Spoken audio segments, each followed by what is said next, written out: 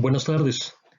Hablaremos hoy sobre operaciones unitarias. Yo soy Salvador Valle Guadarrama, del Departamento de Ingeniería Agroindustrial de la Universidad Autónoma Chapingo. El tema de las operaciones unitarias está relacionado con la transformación de materias primas en productos, y ello está basado en procesos ordenados. La primera pregunta que nos haremos es, ¿qué es un proceso? Un proceso está constituido por un conjunto de etapas organizadas de alguna manera, mediante las cuales se realizan cambios químicos o físicos en una o varias materias primas para transformarlas en productos con características determinadas.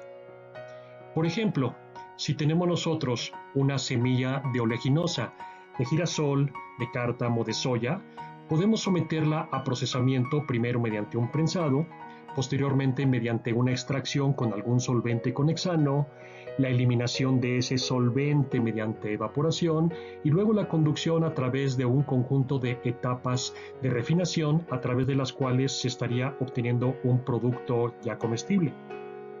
Si bien estamos ejemplificando con el caso de una semilla oleaginosa, podríamos nosotros también mencionar otro tipo de productos. Si por ejemplo nosotros caminamos por alguna de los pasillos de una tienda de autoservicio, nos daremos cuenta que existen muchos productos disponibles de tipo cárnico, de tipo lácteo o incluso otro tipo de productos no alimenticios como aquellos de limpieza, de línea blanca, de línea electrónica. Para cada producto que está disponible o que se comercializa hay un proceso asociado. En tal sentido, el número de procesos existentes es en realidad muy grande. A esto tenemos nosotros también que sumar el hecho de que todos esos procesos se realizan con una complejidad muy variada. Por ejemplo, tenemos en la agroindustria procesos de empacado de frutas, de vegetales, de flores, donde la complejidad en realidad es baja. Tenemos procesos de complejidad intermedia en aquellos donde se produce harina o en aquellos donde se fabrica pan en procesos de panificación. Tenemos procesos de complejidad ya más alta en aquellos de las industrias aceiteras y tenemos en realidad una complejidad muy grande en aquellos procesos como los ingenios azucareros, donde ya la complejidad es bastante grande. En tal sentido, nosotros tenemos que cuestionarnos ¿cómo podríamos hacer un estudio de los procesos industriales si por un lado se cuentan en un número muy grande y por otro lado son de complejidad muy variada? A este respecto, muchas personas se preguntaron sobre cómo resolver esta cuestión. Por allá en la primera parte del siglo XX, cuando comenzaban a darse la sistematización de la transformación de muchos productos, algunas personas comenzaron a observar que en diferentes procesos algunas etapas se repetían.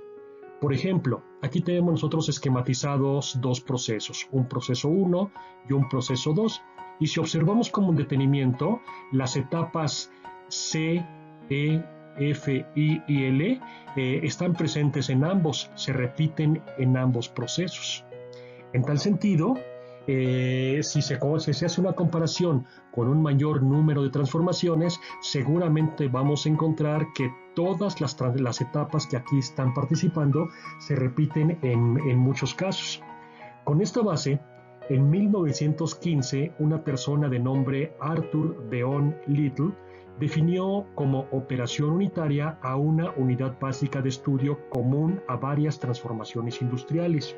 Podemos nosotros observar que a partir de aquí se hizo o se dio el inicio a una estrategia que permitiría eventualmente hacer un estudio más sistemático de los procesos industriales. De acuerdo con Little, el número de operaciones unitarias que es posible identificar en la industria en general es relativamente pequeño, comparado con la gran cantidad de procesos industriales.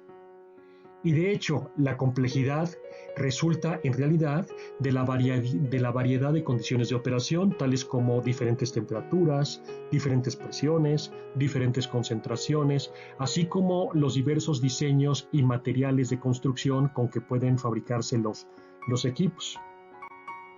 Por ejemplo, en el caso de los intercambiadores de calor, nosotros nos podemos encontrar diferentes geometrías. Aquí tenemos mostrado un equipo de intercambio de calor de coraza y tubos. Tenemos aquí un intercambiador de calor de placas, también llamado compacto. Tenemos un intercambiador de calor de tubos concéntricos y faltaría el caso de los intercambiadores de calor de flujo cruzado, también conocidos como radiadores. Cada uno de estos casos puede ser utilizado como un enfriador, un calentador, un condensador y un evaporador, es decir, un mismo equipo puede ser utilizado con diferentes funciones y en cada caso se podrían utilizar a temperatura alta, a temperatura media, a temperatura baja, con diferentes presiones y es evidente que podemos utilizar sustancias en diferentes fases, fase líquida o fase gaseosa. En tal sentido, resulta evidente que nos conviene estudiar primero las operaciones unitarias, aunque esto implique enfrentarse a cierta complejidad en el trabajo.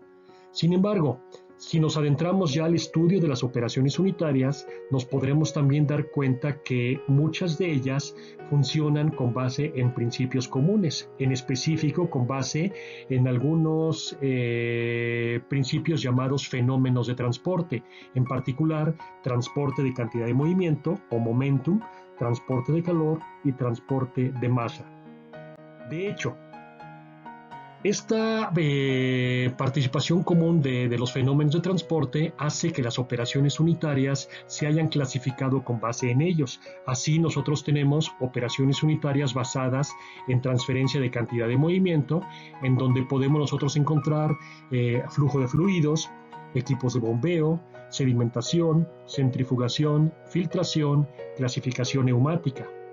Asimismo, tenemos otro grupo de operaciones unitarias basadas principalmente en la transferencia de calor, en donde encontramos equipos de intercambio de calor que ya habíamos mencionado, equipos o práctica de aislamiento térmico, equipos de evaporación.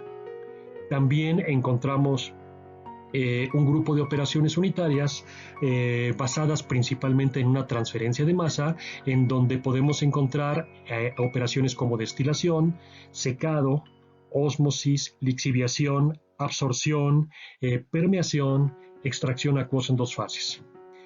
Por otro lado, hay operaciones unitarias que no se ciñen a estos principios comunes y se les llama otras operaciones unitarias.